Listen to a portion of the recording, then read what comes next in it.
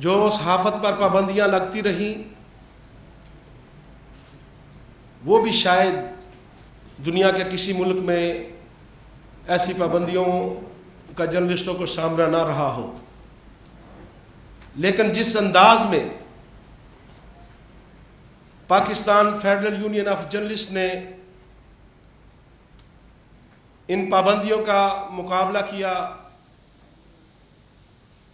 Dictatorship کے دور میں جس طرح ہمارے ساتھیوں نے، ہمارے سینئرز نے آزادی صحافت کا علم بلند رکھا، ایسی مثال بھی دنیا کے کسی اور ملک میں آپ کو نہیں نظر آئے گی۔ میں اختصار کے ساتھ یہ بتاتا چلوں کہ پاکستان میں جب بھی کوئی ڈکٹیٹر آیا، جب کبھی یہاں جمہوریت کی بساط لپیٹی گئی، تو ہماری سیاسی جماعتوں کا کردار کوئی روشن کردار نہیں ہے۔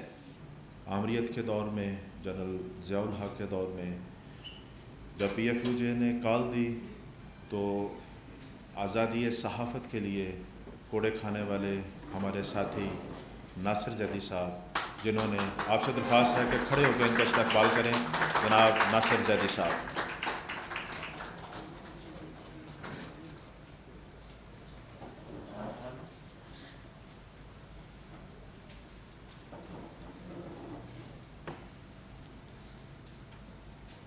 خواتین و حضرات، مجھے جب انٹروڈیوس کیا جاتا ہے اس حوالے سے کہ میں ان صحافیوں میں شامل تھا جنہوں نے کوڑے کھائے، میرا خیال ہے کہ 78 کے بعد کے دور میں حالات اتنے تبدیل ہوئے کہ کوڑے کھانا جو ہے وہ کوئی اتنا بڑا اعزاز کی بات جو ہے وہ نہیں ہے۔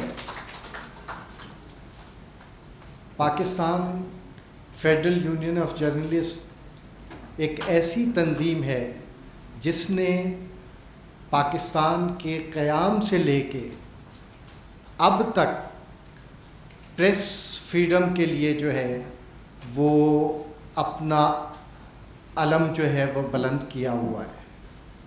پاکستان میں کلونیل ایرا سے لے کے اب تک ایسے بے شمار قوانین ہیں جو پریس کی آزادی پر قدغن لگاتے ہیں۔ ریسنٹلی جو سب سے بڑا لکونہ جو ہے وہ آپ کو نظر آتا ہے وہ یہ ہے کہ سیکیورٹی رسک کے نام پر پریس پر بے شمار پابندیاں جو ہیں وہ عائد کی جاتی ہیں، جس کو آج جیو سپر اور جنگ گروپ آف نیوز پیپر جو ہے وہ فیس کر رہا ہے۔ میرا یہ خیال ہے کہ یہ ایسے اقدامات ہیں جن کو آج پوری دنیا میں اور تھرڈ ورلڈ کے اندر جو ہے وہ ان قوانین کی ضرورت جو ہے وہ موجود نہیں ہے۔ ان قوانین کو ختم کیا جا سکتا ہے، ان قوانین کو بہتر بنایا جا سکتا ہے۔ پی ایف یو جے ان قوانین کے خلاف جو ہے مسلسل جدوجہد کرتی آئی ہے۔ مجھے ابھی افضل بٹ صاحب نے کہا کہ آپ لمیٹڈ رہیے گا 78 کی موومنٹ تک، تو 78 کی موومنٹ جو ہے وہ ایک ایسی سچویشن میں موومنٹ تھی جس میں لل کی کیفیت تھی۔ چند نام تھے جو آزادی کا علم بلند کیے ہوئے تھے، ان بڑے ناموں میں بنہاج برنا، نثار عثمانی، وارث میر، یہ آئیڈیل لوگ تھے جنہوں نے اس دور میں لوگوں کو انسپریشن دی۔ ہم جیسے اسٹوڈنٹس کو جو کریج اور جرت ملی وہ ان بڑے لوگوں کی وجہ سے تھی، اور وہ ایک ایسا دور تھا جس میں بے شمار سینئر صحافی ان میں کس کس کا نام لیا جائے؟ پاکستان ٹائم کے سینئر صحافی، سن کے سینئر صحافی، ڈان کے سینئر صحافی، ڈان کے سینئر ایڈیٹرز، اور نوجوانوں میں تو بے شمار لوگ تھے جو ساتھ تھے، کہ چلچلاتی دھوپ میں ملٹری کورٹ کے سامنے ایک میجر جو ہے وہ فیصلے کرتا تھا، اور ایک اس قسم کا سما کریٹ کرنے کی کوشش کی جاتی تھی کہ جیسے وہ انصاف کریں گے۔ قرآن کو سامنے رکھ کے حلف اٹھایا جاتا تھا کہ میں جو فیصلہ کروں گا وہ انصاف اور اس اصولوں کے مطابق کروں گا۔ لیکن ہم نے جب یہ اعتراض کیا کہ آپ جو یہ ڈرامہ کر رہے ہیں انصاف کرنے کا، یہ ڈرامہ آپ کیسے کر سکتے ہیں جبکہ آپ کے چیف آف آرمی سٹاف جو ہیں، چیف مارشل لا ایڈمنسٹریٹر جو ہے، آپ سب مارشل لا آفیسر ہیں، چیف مارشل لا ایڈمنسٹریٹر ہمارے سینئر صحافی مرد مجاہد نثار عثمانی کو کہتا ہے کہ تم سمجھتے ہو صحافی کہ تم ہمیں جو ہے وہ نیچا دکھا دو گے، ہم اگر دو چار کو الٹا لٹکا دیں گے تو تمام آوازیں جو ہیں وہ خاموش ہو جائیں گی۔ لیکن میں سمجھتا ہوں کہ اس وقت کے رہنماؤں کو سلام ہے کہ جنہوں نے اس خاموشی کے دور میں، اس ظلم اور جبریت کے دور میں جو ہے وہ علم بلند کیا، اور انہوں نے کہا، عثمانی صاحب کے یہ تاریخی الفاظ ہیں، انہوں نے کہا کہ تم سمجھتے ہو کہ تم ہماری آوازوں کو بند کر دو گے، تم سے پہلے آنے والے بھی ڈکٹیٹر، سول حکمران، جب ہم آواز بلند کرتے تھے وہ بھی یہی کہتے تھے کہ تمہاری کیا طاقت ہے۔ لیکن ضیاء الحق تم یاد رکھو کہ ہمارا نام ہوگا لیکن تمہارا نام و نشان بھی نہیں ہوگا، اور تم مقام عبرت ہوگے تاریخ کے اندر، ہمیں تاریخ میں ہمیشہ یاد رکھا جائے گا۔ میرا خیال ہے کہ یہ نثار عثمانی صاحب کا تاریخی ڈائلاگ جو اپنا ضیاء الحق کے ساتھ ہوا تھا، اس نے سب کو انسپریشن دی تھی۔ اور پھر ملٹری کورٹ کی طرف آتا ہوں کہ ملٹری کورٹ میں وہی ہم نے وہاں پہ اعتراض کیا، ہم نے کہا کہ آپ کو یہ سب کچھ کرنے کی کیا ضرورت ہے، اگر آپ نے سزا دینی ہے تو دے دیجئے۔ ان کا یہ خیال تھا کہ 3 مہینے سے تحریک چل رہی ہے اور کسی قسم کی کمزوری نہیں ہے، لوگ آتے ہیں، نعرے لگاتے ہیں پریس فریڈم کے اور گرفتاریاں دے دیتے ہیں، سیاستدان، سیاسی جماعتیں خاموش تھیں، سیاست پہ پابندی تھی، اور جو بھی بولتا تھا اس کو اٹھا لیا جاتا تھا، کوڑوں کی سزائیں دے دی جاتی تھی۔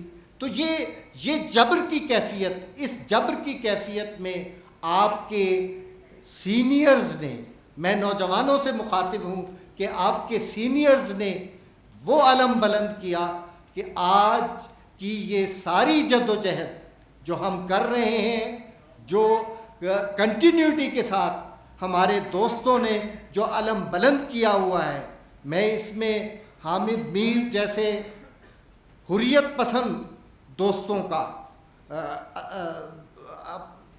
اور باقی لوگوں کا بھی، جو الیکٹرانک میڈیا کے اینکر پرسنز ہیں، جنہوں نے مشرف کی آمریت کو چیلنج کیا اور مشرف کی آمریت کے خلاف جو ہے وہ علم بلند کیا، اور اس نے ایک حوصلہ دیا جس کے نتیجے میں پوری پاکستان کی قوم جو ہے وہ آمریت کے خلاف کھڑی ہو گئی، اور یہ بات ثابت ہو گئی کہ اگر عوام ایک جان ہو جائیں، اگر وہ تمام طبقات، پسے ہوئے طبقات جو ہے وہ متحد ہو جائیں،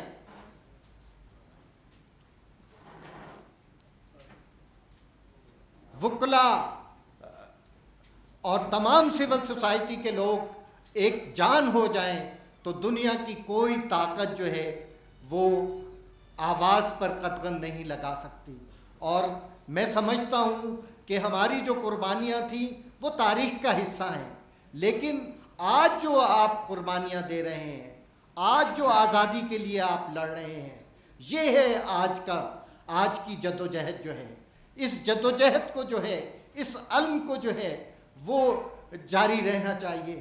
میں سمجھتا ہوں کہ وہ شمع جو پی ایف یو جے کے رہنماؤں نے اس اندھیری رات میں روشن کی تھی, اس اٹاٹوپ اندھیرے کے اندر روشن کی تھی, آج وہ شمع جو ہے وہ طاقتور مشعل بن چکی ہے.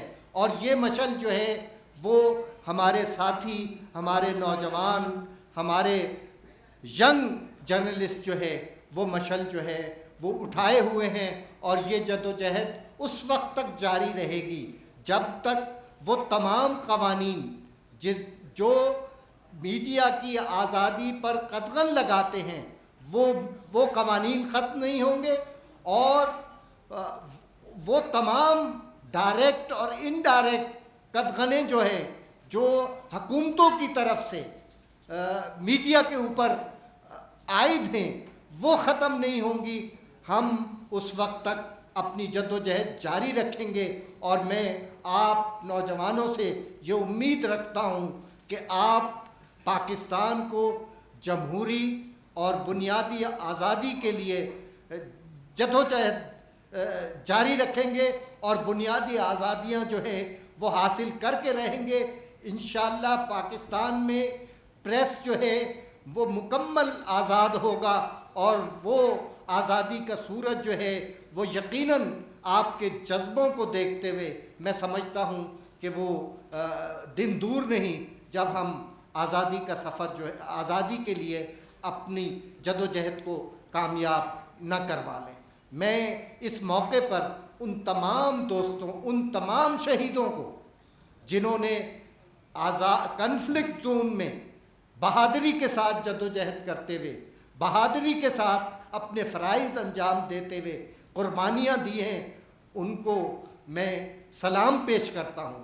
اور ساتھ ہی ان تمام دوستوں کو جو جبر کی کیفیت کے اندر رپورٹنگ کر رہے ہیں, جبر کی کیفیت کے اندر مکالمہ انہوں نے شروع کیا ہوا ہے, ڈائلاگ شروع کیا ہوا ہے, اور اس میں وہ کسی رکاوٹ کو اپنے راستے میں حائل نہیں ہونے دیتے.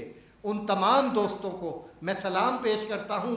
اور کیونکہ حامد میر یہاں موجود ہیں, یہ ہمارے صحافیوں کے آئیڈیلز ہیں. ان لوگوں کو جتنا ہم سلام کریں وہ کم ہے. پرویز شوکت نوجوان قیادت ہے, پی ایف یو جے کے رہنما ہیں, افضل بٹ, یہ سارے میرے آئیڈیلز ہیں. اور میں سمجھتا ہوں کہ میں خوش قسمت آدمی ہوں کہ میں نے اگر قربانی دی تھی تو آج میری قربانی رنگ لا رہی ہے, اور میرے آئیڈیلز جو ہیں وہ میری جو آدرش تھی, وہ میرے جو آئیڈیلز تھے, اس علم کو بلند کرتے ہوئے آج بھی جد و جہد جو ہے وہ کر رہے ہیں اور صف اول میں شامل ہیں. انشاءاللہ ہم اپنی جد و جہد جاری رکھیں گے.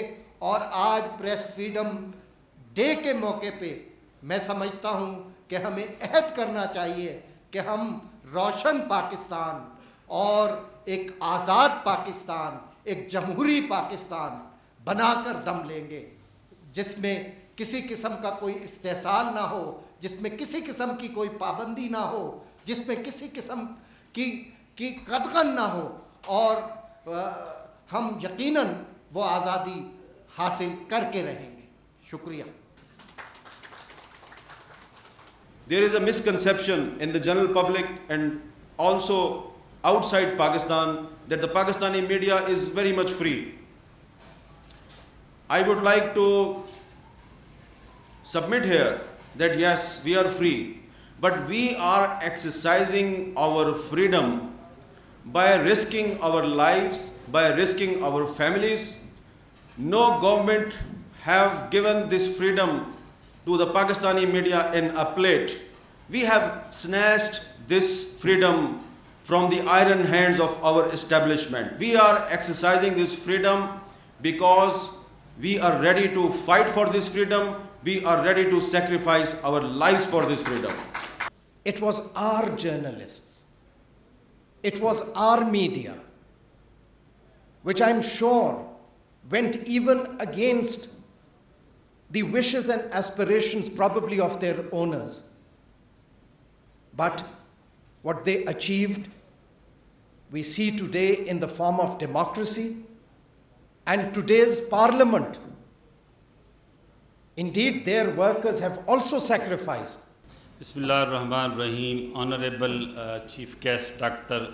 Firdous Ashiq Awan Sahiba, Mr. Afzal Bhatt, President, National Press Club, Islamabad, Office Bearers of Pakistan Federal Union of Journalists,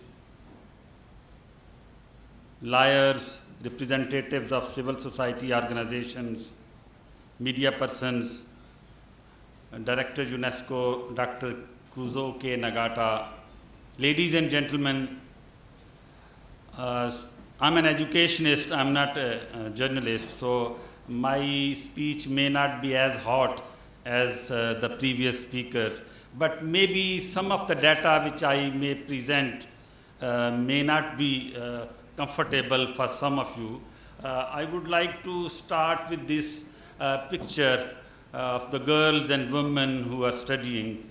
We all know what is the relationship with the development, relationship of education with development and freedom of expression. I will try to establish linkages between education of women and girls and with the freedom of expression.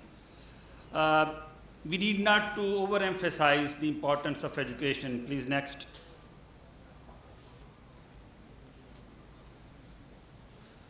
What education offers? Most of us sitting in this hall are educated people. So many of us may not be able to realize the agony and the miseries which an illiterate and uneducated person faces. But we know that information provides us information and knowledge is empowerment. And through education, it is through education that our potentials and talents are nurtured. Otherwise, these remain undiscovered.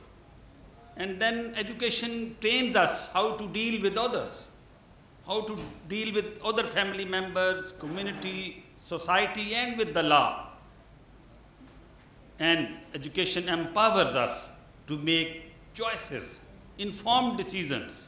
हमें नेकी और बदी की तमीज़ सिखाती है ये तालीम.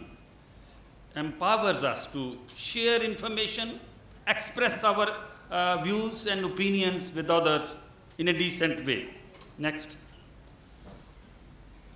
Here I would like to refer to the famous UNESCO Commission's report, which is called Delors Commission's report, where they have defined the purpose of education, 4 pillars of education, and you can see the learning to know. When you learn how to read and write, that is learning to know, and then learning to do. I mean, that relates with the employment, with the work, with the industry. You learn how to do things and how to be a productive citizen. And most importantly, learning to live together, how to live in a society. An educated person knows the etiquettes, the norms, how to deal with others, how to respect others' point of view. And fourthly, learning to be, to recognize yourself, to realize your talent, your own personality, your own strengths and weaknesses. Next. When women are not educated, what happens? Their esteem is very low because they feel themselves illiterate. And they are isolated because they are disconnected from other parts of the world, the global scene, because they cannot read and write. And their economic contribution is not recognized, although they work hard in the fields at home, but in our census and other surveys, usually their economic contribution is not quantified. and they are subject to oppression and neglect. We all know that. And can be traded, I mean, to settle feuds or to exchange or to take revenge. And there are many examples, very recent example in our country. What happens when women are educated? Next, please. Their economic contribution increases. When woman is educated, she learns how to do things better, and she gets employment. And able to make choices, as I said earlier, realizes his role and better fulfill her responsibilities. An educated mother can be a better mother than an illiterate mother. And it has been proven that in many countries where female literacy is higher, infant mortality and mother's mortality rates have been decreased. And gender discrimination is also decreased in societies which are literate, and tolerance level as a whole are also improved when the whole society, particularly women, are educated. Coming to the next, some data. Next. These are the few examples. What is the circulation of newspaper? Because that is one of the indicators. I have taken this data from the international sources, UNESCO Institute of Statistics. We can see in Austria, over every 100,000 people, 155 newspapers are printed. And then Canada 174, China 74, Germany 257, and then France 163, Japan highest 551, and then Malaysia 109, Netherlands 516. When it comes to Pakistan, only 50, because educational level is very low in Pakistan. Not many people are interested to buy a newspaper. And then 418 Sweden, and Mauritius 77. So that is the data which tells us the circulation of newspaper in terms of a population of 1,000 people. Next, there are some other data. Here I have tried to relate data of the HDI ranking. Some of you may be knowing the Human Development Index. Every year UN will release a ranking of each country based on human development. And for the last many years, it's Norway which is at number 1. And we are at 125th position, lower than India. First column, you can see HDI rank, and then next is secondary graduate females. This is the percentage of females in those countries who have at least matriculation or secondary education. And you can see Norway, 99.3% women are having at least secondary education, and Canada 92, and then Germany 91, India 26, Bangladesh only 6, Pakistan 23, and then if we come to the next, the seats in parliament, next column, again that tells us 36, 47, and it is lowest in the Pakistan 21.2. The last column relates to the press freedom, and it has been taken in reverse order. The lower the figure, the higher the figure, more restrictions on the freedom of expression or press freedom. In Norway, it is no restriction, zero restriction. You can print anything and talk on media, anything. In Canada, it is 3.7, and in Germany, 3.5, India, 29.3. That is the score. In Bangladesh, 37.3, and Pakistan, unfortunately, 65.7, highest among those countries which I have taken. There may be some other countries. So that I have taken from the UN Human Development Report 2010, table 4 and 6. So that we can compare our country, the freedom of expression or press freedom, with other educated countries. And we see where the people are educated, where women are educated, then press freedom is higher. Next.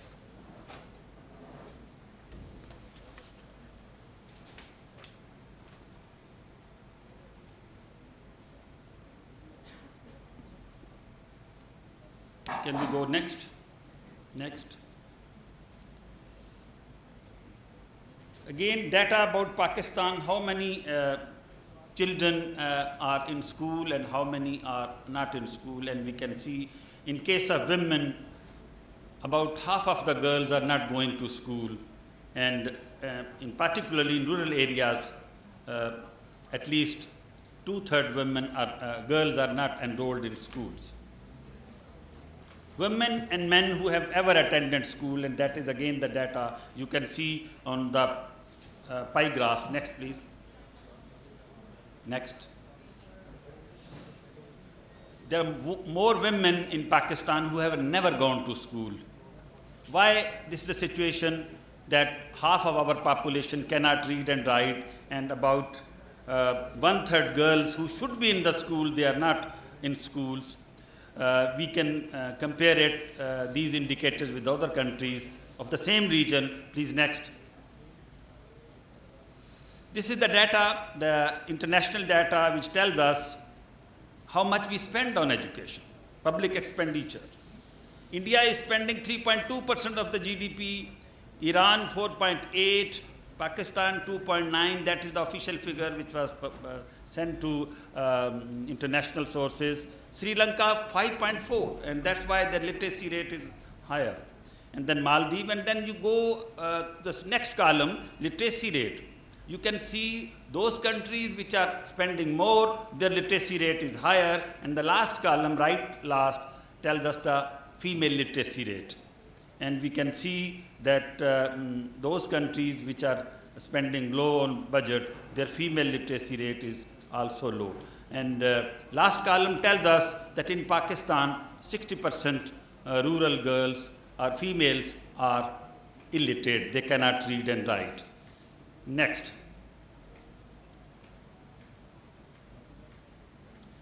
And that tells us, again, if we see the rural female, last column, 65% women have never attended a school. Next. That is the official figures of the government of Pakistan, Ministry of Finance, Economic Survey, and you can see on the website that for the last 2-3 years, education budget is decreasing. Why it is happening? Although on 5th February 2005, 16 political parties of this country signed a declaration, joint declaration on education for all, where they committed that they will increase the budget up to 4%. And even in the national education policy approved by the federal cabinet, it says that education budget will be increased up to 7% of the GDP by 2015. So, but practically the budget is declining, it's reducing. Next. This is the last slide, and what needs to be done? Print media and literacy. We know education level, literacy rate and newspaper circulation are interlinked. Because अगर लोग पढ़े लिखे होंगे तो अखबार पढ़ेंगे. So there is a need that media should advocate for increased priority to education. अमूमन अखबारात में सनसनीखेज खबरें होती हैं, सियासत की बातें होती हैं, स्कैंडल्स, बहुत अच्छी चीज़ है सर्कुलेशन के लिए, व्यूअरशिप के लिए. But how many channels and newspaper allot due space on their front page on the issues which relate to education? Why you are not highlighting that government is spending less as compared to other countries? So I would request that media should play an active role to convince the leadership and management and the bureaucracy that they should allocate more funds to education sector, otherwise our nation would remain illiterate in the 21st century. That is the role of media. And number two, press freedom and literate environment. We know that if the society is literate, then there will be more press freedom. And if we are committed and we are endeavoring to acquire freedom of expression and press freedom, then we should try to create a literate society in this country. About 55 million people, 5.5 crore Pakistani is unpad hain. How can we expect 70% your voters in rural areas do not read newspaper? So how can they make informed decisions? And lastly, women education. Socio-economic development is not possible without education of girls and women. And we need more women journalists, more women lawyers, more women engineers, and that can only happen when you provide incentives to the girls to bring them into the school. Government should increase scholarship and stipends. They should offer midday meals in the school so that enrollment can be increased. In our neighboring country, India is providing midday meals to 112 million students daily in their schools. Very simple meal. So why can't we launch such incentive in our school?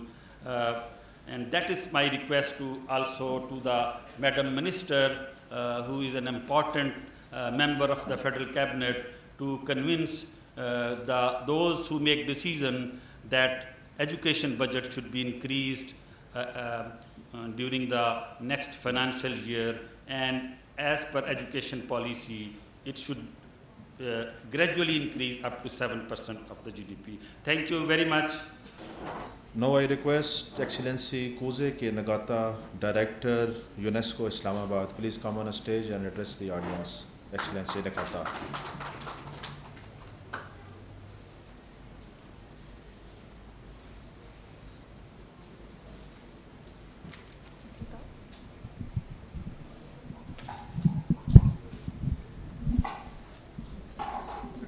It's okay.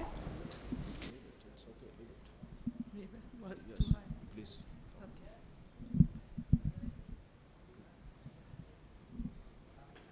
Well, Excellencies, distinguished participants, ladies and gentlemen, I am supposed to deliver a concluding speech, a roundup speech for this meeting, but the video machine at the beginning was not working, so that the important message from the United Nations Secretary General, Mr. Ban Ki-moon, was not delivered to you, so kindly allow me to present the speech by the Secretary General, because that round up what we have discussed already, and it can be considered as a concluding message too. First of all, I just wanted to inform you that this event is jointly organized by UNESCO and United Nations, particularly UN Information Center.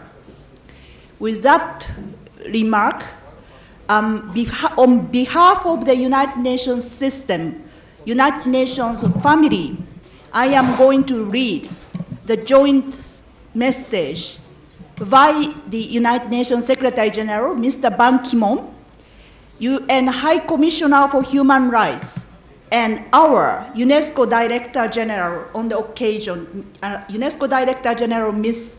Vokova, on the occasion of the World Press Freedom, the 3rd May 2011. Quote, World Press Freedom Day was born 20 years ago in the vision of a group of journalists gathered in Windhoek, Namibia. The Windhoek Declaration was a call to arms to protect the fundamental principles of the freedom of expression as enshrined in Article 19 of the Universal Declaration of Human Rights. It was also a bell ringing in change across the world. 20 years on now, the media landscape has changed beyond the recognition, but our objective remains the same: to promote the freedom of expression as a foundation for human dignity and the cornerstone of democracy. Our times features a great paradox. We enjoy unprecedented opportunities for expression thanks to new technologies and media. More and more people are able to share information and exchange views within and across the national borders. This is a blessing for creativity, for healthy societies, for including everybody in new forms of dialogue. At the same time, the new threats are arising. In the context of rapid change, these combined with old forms of restriction to pose formidable challenges to freedom of expression. New measures to block, filter, and censor information emerge every day. Challenges take different features, but they share the same face as a violation of a fundamental human right. The United Nations is dedicated to ensuring that Internet becomes a truly global public resource to which all have access and where all voices are heard. This underlines the importance of quality of content. This calls for action to defend the integrity and safety of online reporters.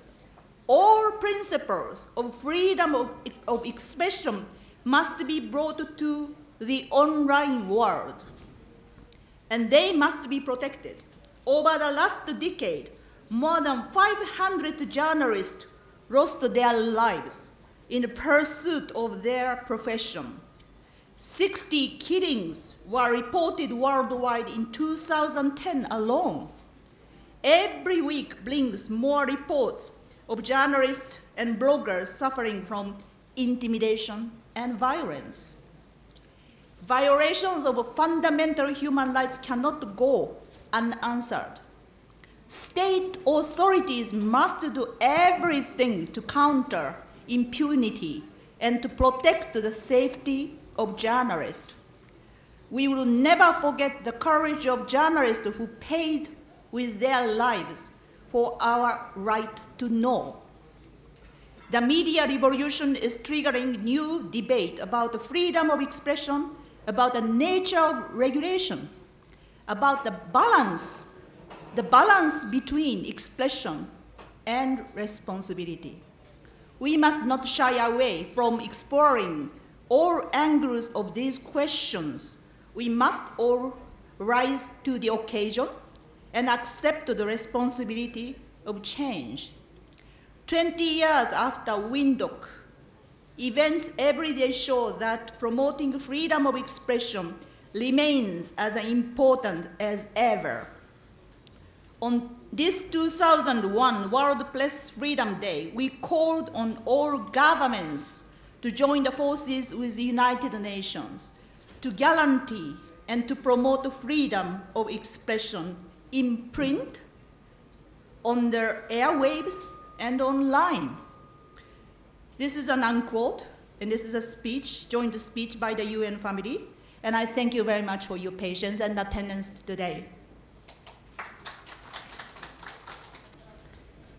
It is indeed a great matter of pleasure and pride for me that I'm here along with you, celebrating and observing that World Press Freedom Day. No doubt, it's a unique opportunity for me as a representative of the democratic government that I'm sitting with you. We are discussing and talking about the challenges, all those ground realities, and your concerns about your own rights, about your freedom of speech and freedom of expression. But let me, before I begin, compliment UNESCO for facilitating this forum and for providing us an opportunity that we should sit together, we should advocate our own issues, and we should engage in discussion and consultation that how we can move forward and how these press organizations, the civil society, the community pertaining to media, and all those stakeholders in the country, they can really come forward and they can sit together and they can reassess their own shortcomings, their own role. It's a new role in a new Pakistan. You know that it's not the same Pakistan where Nasser Zadi was beaten and he was the victim of that martial regime. Now it's a democratic government, and definitely it's a new Pakistan and it has a new challenges, and we have to sit together and we have to reevaluate our strategies, that how we can really convert these challenges into opportunities. Let me assure you that being the information minister, I always extended my commitment. Once again, I had to reiterate that, I had to re-communicate that, I have to re-endorse that the government, we believe, as a party we believe, our leadership, they believe that vibrant media is part and parcel for a democratic and parliamentary system of democracy. And this vibrant media, they had their own specific role to play, specifically in this particular environment, when we are trying to bridge those gaps between the different pillars of the society, between the different segments of the society, when we are discussing to bridge those gaps between the governmental and non-governmental organizations and associations, when we are talking about the revival of judiciary and overall all those institutions, they are interlinked with public service delivery programs. This is really a unique opportunity. Let me share with you that all those think tanks, they had their own role in the society to play. They are representing the civil society, the media personals, the lawyer community, the political leadership, and these main think tanks, they are sitting here. They are really basic ears and eyes of the society. They had their own role to play, and government, they had their own role really to supplement their role. We are there as a facilitators. We are there to patronize your role. We don't want to dictate our role again and again. We want to strengthen your role, and your role is how we can really promote a vibrant media role, a responsible media role, or more responsible role of media that is not challenging your security issues. They are the best tools to market your image perception across the world. The media that can really market that true perception of Pakistan across the world. They can dispel that distorted image of Islam across the world. And you can highlight your achievements, your services, your contributions, your success story in front of the international community. Let me share this with you that every society in the world, they had their shortcomings, their plus points, their negative points. But those societies, they learn from their mistakes and they try to highlight their positive contributions.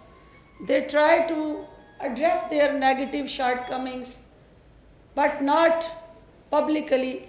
They had their own mechanisms. They had their own self-regulatory programs, and they had their own role of these press association, press bodies and organizations. I think that now you are passing through a evolutionary process. After a decade, democratic government and democratic institutions, they are also passing through evolutionary process. And media is also passing through that evolutionary period. We have to learn from our own mistakes.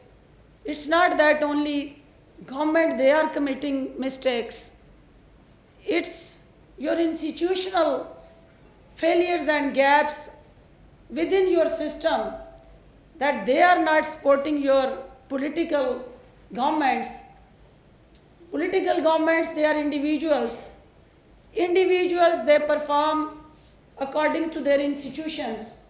Institutions, they provide space to perform, and those institutions, they act as a facilitators. Unluckily in Pakistan, you will agree with me that we never tried to build our institutions. This is the first time that government is trying to build the institutions, because the weaker governments, the weaker political leaderships, they can give best results if your institutions are strong. If your institutions, they are weak and they are not performing according to the mandate they are having, ultimately those strong leaderships, they can't get that acquired and desired performance indicator, because your system is not giving that space to them to work and to implement their vision and their philosophies. We have to move forward for the strengthening of those institutions. We have to build the institutions, and media is one of that institution. When we talk about media, it does not mean that it's only print media and electronic media, no.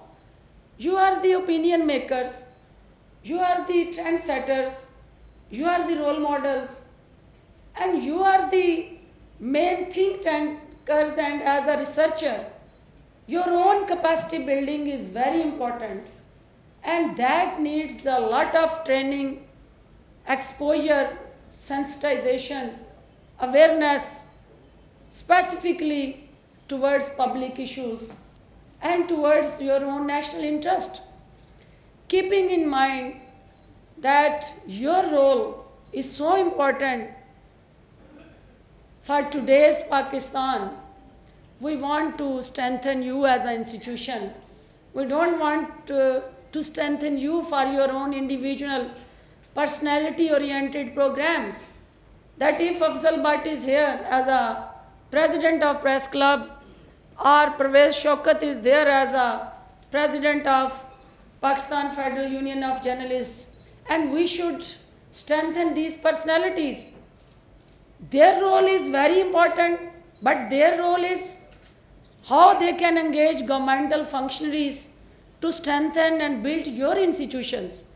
This press clubs indicates itself that your leadership, they had tried at their best, that they had built an institution for you.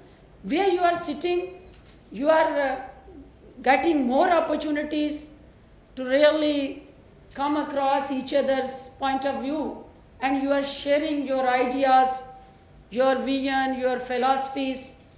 It does not mean that if the governments, anyone, if we are here as a government, and I being as information minister, who knows that it's a rotational chair. You can't be all the time on that chair. We have to come and go. But our main focus and vision is that whenever the political leadership is there, they should not try to strengthen that chair. We have to have our own vision that how we can strengthen that institution where we are sitting. Keeping in view your requirements and your own role, we had decided to establish a media university. Let me share this with you that you need a lot of short courses and training programs across the world. I will sit with UNESCO and other funding partners and international organizations. We will engage them that how we can provide more chance to our media personals and media community to move around the world and to go and see the best practices across the world. And they should really come back and replicate those best practices in those democratic societies.